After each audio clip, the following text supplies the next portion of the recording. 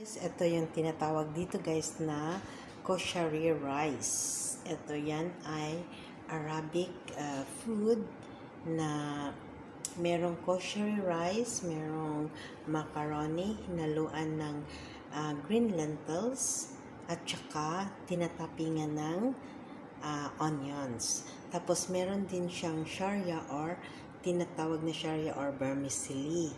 So yan na guys, sinalo yan lahat.